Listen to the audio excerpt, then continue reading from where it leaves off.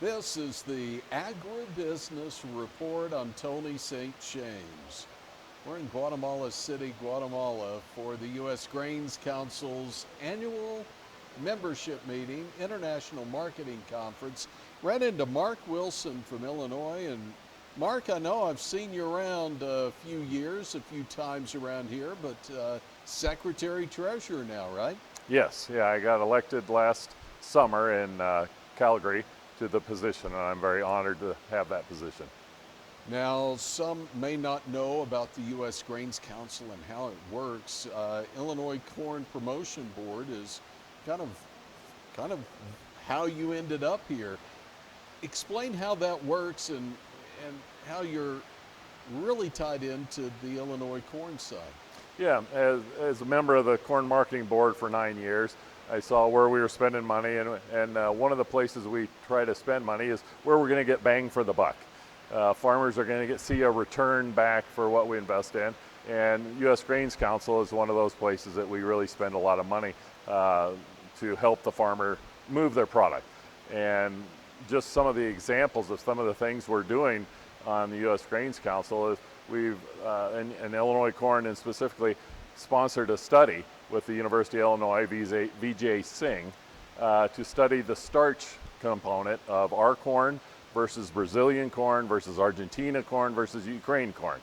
So we went to some of our wet mill plants across the world, took samples of each of the corn that was actually at their facility, brought them back to the University of Illinois. He did studies on it, and of all the studies showed that the U.S. corn, which is a soft endosperm compared to the hard endosperm of the Brazilian and the other corn, actually has more starch extractability, so that they can actually get more starch out of a bushel of U.S. corn than they can Brazilian, Argentina, or Ukraine corn. So these plants can make more money using our corn versus the other corn. And so it's a real selling point to get places to use our corn versus others. Okay, so maybe I'm looking at it too simplistically here, but let's say I'm a poultry feeder and it's only 2 to 4 cents a bird. Doesn't seem like very much. Well, when you have 1 million birds, it all adds up. And, especially in like these wet millers, they're huge facilities. And we're showing that just an average size can make $1 million more using U.S. corn than they can Brazilian and Argentinian corn. And so I know there's been some issues when we look at something, it might not look very good. So for example, it's cracked. So it must not be as good as this. Does this study really refute all that? Oh, yes. Because the one thing, all those fines and stuff that are in there, we're saying don't throw those away, because those fines contain starch also. And we're teaching them how to steep those fines and actually get the starch out of them. And that also brings in more starch value. So it doesn't matter what it looks like, doesn't matter any of that kind of stuff. What's important is how much money you make at the end as a producer. Well, and I think that's a great question. When we look at that investment, you said putting quite a bit of money into the U.S. Grains Council. As a producer, can we, and it's hard to see that as a producer, and that's my money, but are we seeing a return on our investment as producers? Oh, I definitely agree. And another example is in Japan. We were not putting any U.S. ethanol in Japan about 8-9 years ago. Zero. It was all Brazilian ethanol. And through some money that we have put in to sending Stefan Mueller from the University of Illinois Chicago campus, Dr. Lee from the Argonne lab, sending them over to Japan every time they're doing an update on their science, on their energy program, and then bringing them over here to the U.S. and talking with them. They went from 0 to then 60% of U.S. corn, and now then 80%, and now it's open to 100% of U.S. ethanol can be used in, right now they're doing ETBE, but in their ethanol, in their fuel. And we're also, which they just came out and said this last year, they're going to start splash blending liquid ethanol, get away from ETBE, so that's even a bigger deal. because right now ETBE, they're only using 1.4% ethanol in their fuel. And if they're looking to go to start up at about 7%. And if they get to 10%, it's like a 1.4 billion gallon market. And that would be possibly all U.S. Alcohol. When we see a country like Japan do that, I would imagine there are other countries that also watch what they're doing as well. Is that part of the benefit of making that investment? Oh, definitely. Definitely, because if you get Japan to do it, then you got all the other Asian countries in that area see that they're doing it, because not many of them are doing a lot of ethanol in their fuel right now.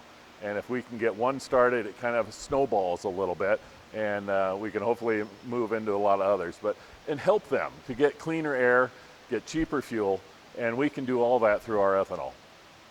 And really, there's so many who will be benefiting from this. Obviously, all the way back to the farm, the corn side, but your ethanol plants and so many others, right? Yeah, 40-some% of our corn goes for ethanol.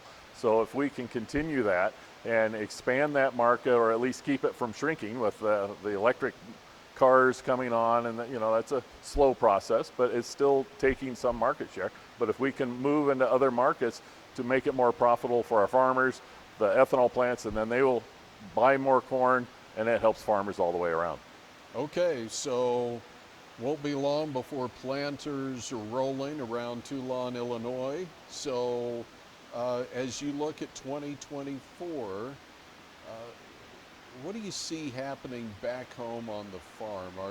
Are there some challenges there for you this year, and are there some opportunities? Well, definitely challenges. I mean, you look at the price of where we are, we're about, $1.50, $2 lower than we were a little over a year ago. And our inputs have not come down that much yet. So everybody's looking at how are we going to cut costs?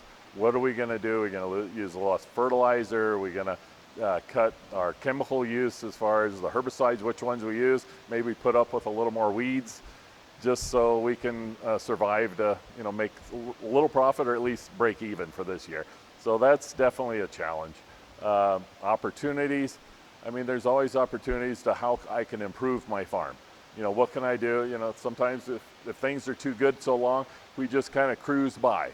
And if we go into tough times, it makes us really evaluate everything we're doing and make sure that it's what we need to be doing. And if there's some way we can improve our operation, then we'll look at that.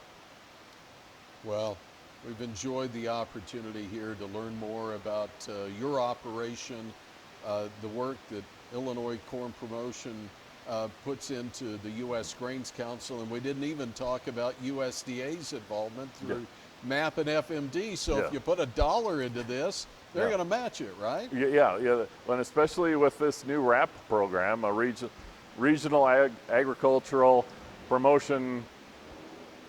I don't remember what the other P is, but program. That's it. So it's a $1 per 10. So all we have to do is 10%, and they will help get money to go into these areas and do programs that we've been wanting to do, but we just have not had the money to do. It gives us some more boots on the ground that we can actually do more promoting and hopefully get a lot more out of it. Can't wait to have this conversation next year and hear about all the success from the investment. Will you come back and see us? Sure, certainly will. Mark Wilson is Secretary Treasurer for the U.S. Grains Council from Toulon, Illinois. And we're in Guatemala City, Guatemala for the U.S. Grain Council's annual membership meeting, International Marketing Conference. I'm Tony St. James. It's the Agribusiness Report.